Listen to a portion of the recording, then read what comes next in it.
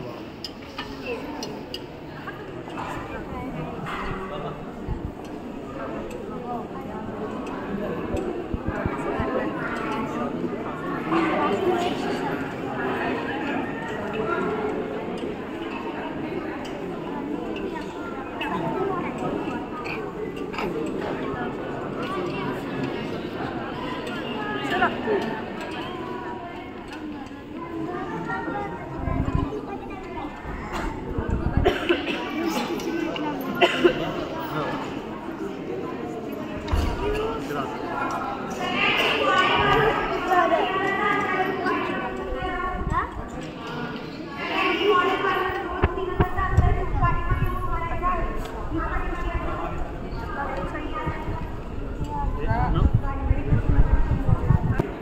या लाईनच्या पाठीमागे वा खालच्या थोडं पाठीमागे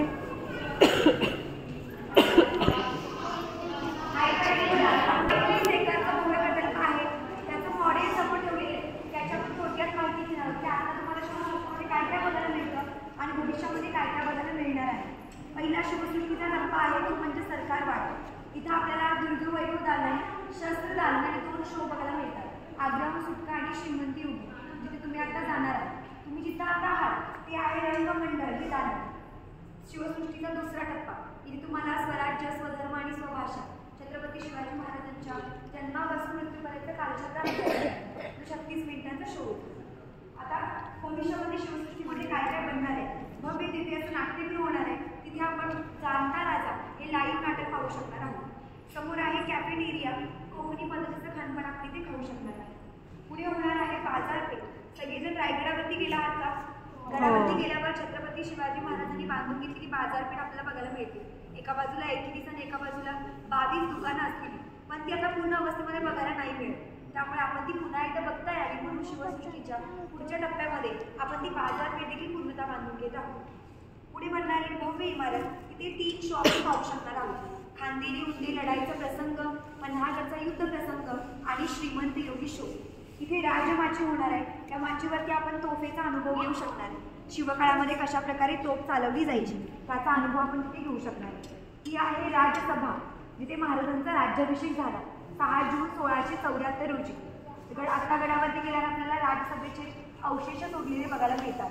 काहीसा भाग उरलेला आहे. ती पुन्हा एकदा बघता यावी, अनुभवता यावी म्हणून शिवसृष्टीच्या पुढच्या टप्प्यामध्ये आपण ती राजसभा देखील पूर्णतः बांधून घेत आहोत. पाठीमागे महाराजांचा राहता वाडा तो देखील बनणार आहे. भवानी मातेचं मंदिर आणि गंगासागर तलाव जे तुम्हाला या टप्प्यामध्ये बघायला मिळाले. जसं महाराजांनी प्रतापगड किल्ल्यावर देवीचं मंदिर बांधलेलं आहे, अगदी त्याचीच प्रतिकृती आपण इथे बनवलेली आहे. देवीची स्थापना केलेली आपल्या सगळ्यांना दर्शन घेता यावं म्हणून. समोर आहे त्याच्या गंगासागर तलाव. जसं रायगडावरती पिण्याच्या पाण्यासाठी गंगासागर तलाव आहे, तसंच गंगासागर तलाव मंदिराच्या समोर बांधलेला आहे.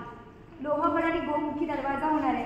गोमुखी म्हणजे जोपर्यंत दरवाजाच्या जवळ जात नाही तोपर्यंत दरवाजा आपल्याला दिसत नाही. चारी बाजूनी महाद्वार आणि तटबंदी केली जाणार आहे. आणि आपल्या इथे अश्वशाळा देखील सुरू होत आहे. लहानांपासून मोठ्यांपर्यंत सगळ्यांना त्याचा अनुभव घेता यावा, प्रशिक्षण घेता यावं म्हणून मोठ्या स्केलमध्ये आपण अश्वशाळा सुरू करत आहोत. असा हा शिवसृष्टीचा 21 एकरांचा भव्य प्रकल्प. त्यामध्ये 2 टप्पे पूर्ण झालेले आहेत. पहिला टप्पा सरकारवाडा, दुसरा टप्पा रंगमंडळ दालन. त्यामध्ये भवानी मातेचं मंदिर देखील येतं. आणि जे मी तुम्हाला सगळं काही सांगितलं ते पुढच्या टप्प्यामध्ये अजून होणार आहे. आता या दालनाचं वैशिष्ट्य काय, छत्रपती शिवाजी महाराजांचे आशिया खंडामध्ये टोटल 13 ओरिजिनल पेंटिंग्स आहेत. त्यामध्ये 6 ओरिजिनल पेंटिंग्स या दालनामध्ये लावलेले आहेत. चित्रांबरोबरच या दालनामध्ये छत्रपती शिवाजी महाराज स्वतः आघाडीवर जाऊन त्यांच्या लढाया केलेल्या आहेत. ते 6 लढाईचे प्रसंग देखील इथे लावलेले आहेत. समर्थ रामदास स्वामी यांनी महाराजांचं वर्णन केलेलं आहे. निश्चयाचा महामेरू, बौद्ध जनासी आधारी, अखंड स्थितीचा निर्धारी, श्रीमंत योगी म्हणून समर्थ रामदास स्वामी यांचा आनंदवन भुवनी हा इथे संवाद लावलेला आहे. इथे मराठी आहे, तिथे हिंदी आणि इंग्लिश दोन्हीमध्ये सुद्धा आहे. अजय सर